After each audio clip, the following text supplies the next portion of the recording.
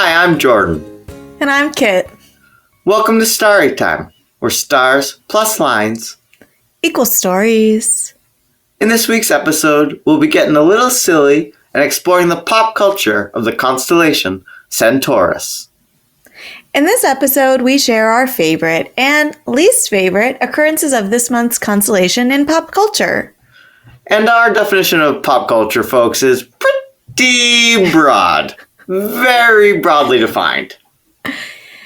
And then we'll take over the brand by wishing upon a star for what we wish existed using the brand. All right, so this month we went broad. Really broad. So our favorites or least favorites can include Centaurus proper, along with specific centaurs or Chiron himself. So, Kit, would you start us off today with your favorite pop culture appearance?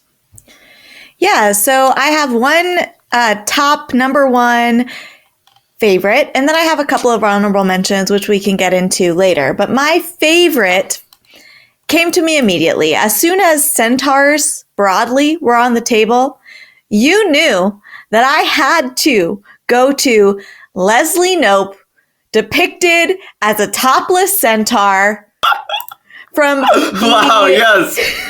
from the Jerry's Painting, Season 3, Episode 11 of the TV show Parks and Recreation. Essentially, one of the characters paints another character accidentally as a centaur that's topless. The small Indiana city has a fit, and that's my favorite centaur in pop culture. Wow. No, I did not think of that one. I think this is the whole reason why we do this pod. Thank you for reminding me. At the end, does Leslie get to keep the painting? Yes, she gets a fake maid in order to keep the painting. Spoilers. Incredible choice. Can I give you my choice for my favorite Centaurus appearance in pop culture? Yeah, let's hear it. All right, so I went a little bit more literal, and I went with the 1986 Star Trek original series novel, Crisis on Centaurus by Brad Ferguson. This was one of my honorable mentions, so carry on. Yes. So first of all, great title, Crisis on Centaurus. Love the alliteration. Second of all, I'll give you a brief description of the plot as described to me on Deep Space Spines, a chronicle of the non-canonical since 2017. Gravity and other assorted environmental controls are on the fritz. Sonic showers and toilets seem to have been uninvented because everyone is trying to avoid getting hit in the face by floating globs of dookie water. Once a matter-antimatter snafu nearly blows up the entire ship, Kirk immediately diverts to Starbase 9. No can do, however. Starfleet reroutes them to Centaurus when someone detonated an antimatter bomb at the New Athens spaceport and killed almost 1 million people. Yeah, this definitely ended up on my honorable mentions. I haven't read this exact book, but I am just a fan of the novel verse of Star Trek. I love it as a premise. I love the idea that people are just churning out these books about this beloved franchise. I am a huge Star Trek fan, as we've probably mentioned on the pod before. Jordan and I are going to be going to fan nights to see the Enterprise bridge. That's the only thing I want to see. So, I had to put in my honorable mentions because I was always going to find an opportunity to shout out Star Trek. I did have one honorable mention for favorites. And this is, again, just broadly centaurs in pop culture. And that is going to go ahead and be the centaurs in Fantasia. Those centaurs are hot. Body. Very body. Very body. And I mean, listen, that component definitely has racist parts to it for sure, as with all of the Fantasia sort of categories. But just shout out to Fantasia having a bunch of centaurs. That's all. No, that's not all. A bunch of hot centaurs. Yeah, a bunch of hot centaurs. All right, Kit. Now can we get on to our least favorite appearances of Centaurus in pop culture? I'll go ahead and start because I had to pick. I have a least favorite and then I have an honorable mention least favorite, but the least favorite just has to be Centaurus as a variant of the SARS-CoV-2 Omicron variant. Frankly, Chiron should be insulted because Centaurus is Chiron. And if you don't know that, you didn't listen to our Myths and Retcons episode, but it's waiting for you. Don't worry. It's in the back catalog. Chiron is the founder of surgery and medicine. And then you're going to go ahead and name a deadly pandemic virus after him? It's upsetting. It's frankly upsetting. It's rude. It's wrong. It's uncalled for. Uncalled for. Kit, I'm not going to lie. This was also my least favorite. Yeah, I also want to give a shout out to least favorite, a specific centaur. Again, I really went in deep on the list of fictional centaurs, and I'll post those over on our socials at StorytimePod on the Universidon server of Macedon. But my least favorite specific centaur in pop culture is probably going to go ahead and be Nessus from Hercules, the animated movie, which of course I love. I don't like that he's essentially like sexually harassing Megara.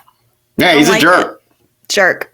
Yeah, and so those are my least favorites. There's just some other things, not favorites, not least favorites, but things that I saw online. I also saw the beetle that has Centaurus in its sort of like final name. There's a butterfly that also has Centaurus in its sort of second name. It's called Centaur oak blue or dull oak blue. There's also, and I'm surprised you didn't see this, a snail. That's called Tylomelania. I saw Tylomelania. Kit, come on. Kit. What are we doing here? Got to be up on all the snails. I saw also something called Centauri Therapeutics. I saw Centaurus fungicide. So there's definitely a lot more Centaurus out there than I expected. We also, of course, see Chiron literally in Rick Riordan's Percy Jackson and the Olympians in the books, as well as in the television show. And we did actually do a previous episode on the pilot episode of Percy Jackson and the Olympians in the Disney Plus series. So that'll be in our back catalog if you want to know what we think about Chiron there. But yeah, there's a ton of uses. I'll post this over on our socials and you can let us know if any of those pop culture appearances are your favorite specific centaurs. And don't forget to check out the Parks and Rec episode, Jerry's Painting. It's so good. All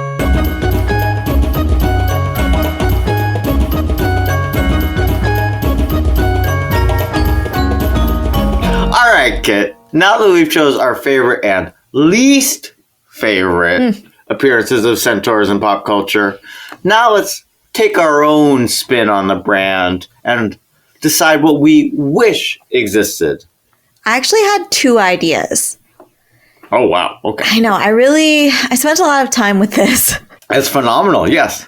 So my first is pretty simple. I'm not the most proud of it, but sort of thinking about Centauri Therapeutics, I think there should be a Centaurus first aid kit.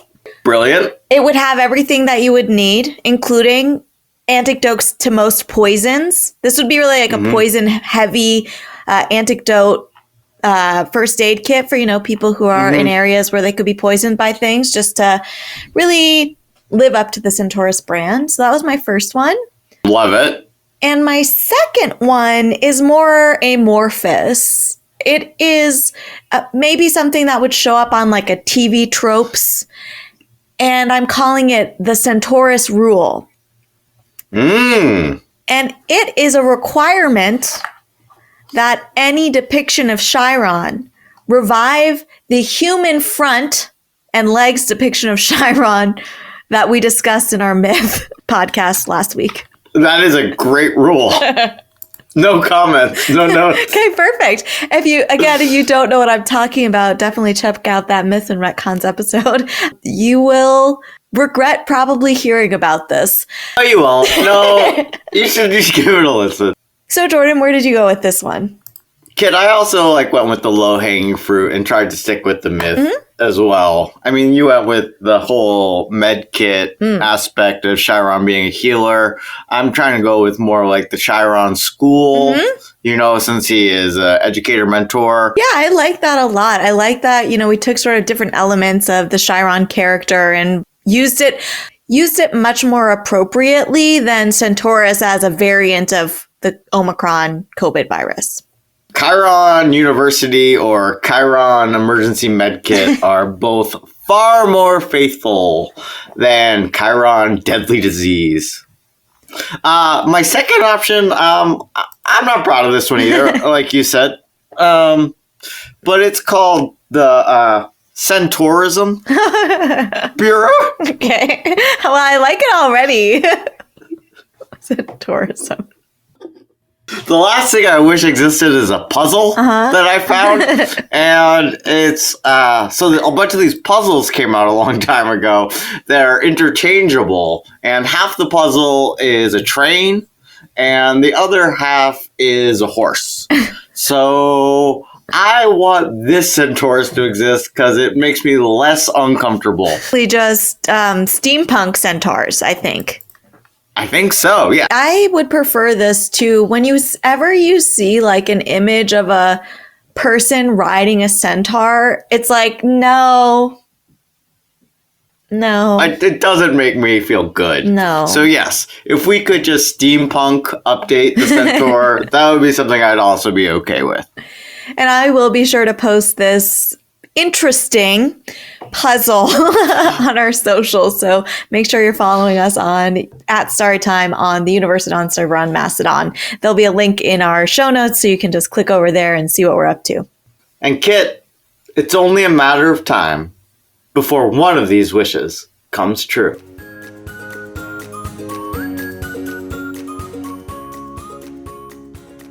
This has been Kit and Jordan, sisters who love stars and stories. And we'll see you next week on Storytime.